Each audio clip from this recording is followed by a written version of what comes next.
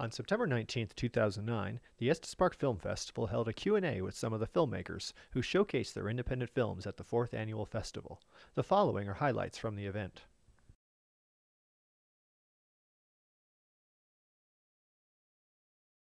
Well, I had to worry about, because we show like a kid we show him when he's really little and we show him when he's older. So I had to find two people that looked like exactly the same at two different ages, and that was really rough. I had to do like a lot of casting and stuff.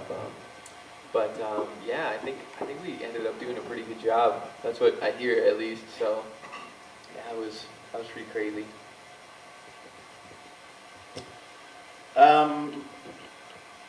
My film was relatively painless. Probably the most difficult issue was I shot in a restaurant and they were open. So that's never fun.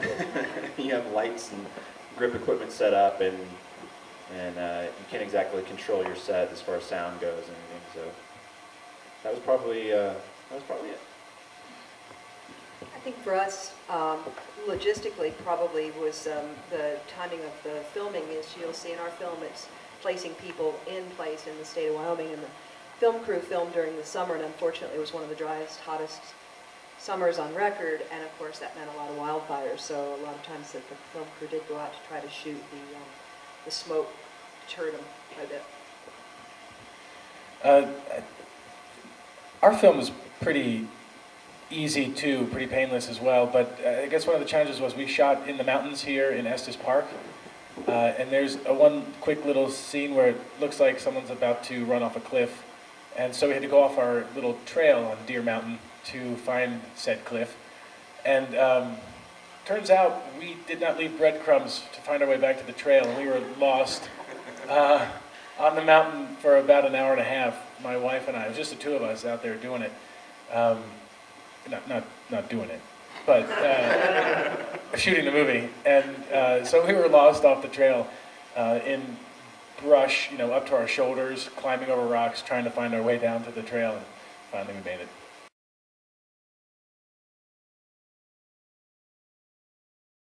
I'm a really big horror movie fan, and my film's horror movies. I'm all about the horror stuff, and I just really wanted to make a really fun, scary movie, and that's pretty much what I wanted to do. My particular film was an exercise for myself. I traditionally do standard narratives that are leaning towards comedy, and I was getting really interested in a lot of like psychology and delving into mental states and stuff, and I came up with this script idea in a certain kind of off way of shooting it and representing all this stuff. So I just took it as a challenge to see if I could make it work, and here I am. The state of Wyoming is, the motto of the state of Wyoming is the equality state, and yet almost in every demographic, women are not equal to men in the state, and so the purpose of our film was, of this film, was to sort of shine a light on women and girls across the state in their own communities, showing the obstacles and barriers that had been in front of them that they had overcome. But in a way also to begin to allow communities to ask questions why there hasn't been more support for these women, and particularly in wage gap issues, or for girls in after-school programs, child care, etc. So our film was basically to open the door. We knew that if we had made a film that came right out punching and said, these are terrible things that need to be corrected, that immediately the film, one, would not be as popular as it has been, and two, a lot of doors would have been shut in the face of those who are trying to create advocacy programs. So this first film, we like to call it the Gummy Film, because it really doesn't have very much of a bite to it. And the hope would be that after getting this film out and seeing how well it's been received, that the next film would have just a little bit more push toward advocacy. Mine's a little tiny film. If you stick around for the short program at 4:15 today, you'll see it. It was made specifically for this festival. It's just a little fun thing to do.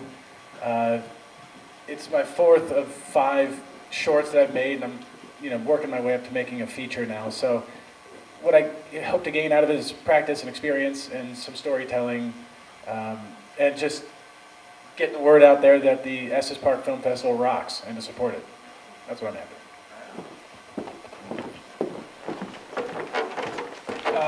I was looking to create, to elicit an emotional response from viewers without dialogue in under 2 minutes with no crew. That was good. So again, if you stick around for the 4:15 block, you can judge for yourself whether I succeeded with you as a viewer. I like to scare people, and so I like to write scary things sometimes. So I hope I get scared. That's what I want to do. Nightmares. For me, it was a similar challenge. I think that it's very difficult to scare people anymore because we're really desensitized based on, without just the simple somebody jumping out behind a corner, but just to be watching and kind of, for someone to have all the information and yet still be afraid or still be unsure of what could happen. So with Spence's script, that was kind of the challenge I took upon myself when we turned it into a film, was to make it scary even though you kind of had a sense of what might happen.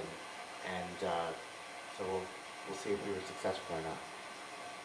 For more info about the Estes Park Film Festival, please visit estesparkfilm.com.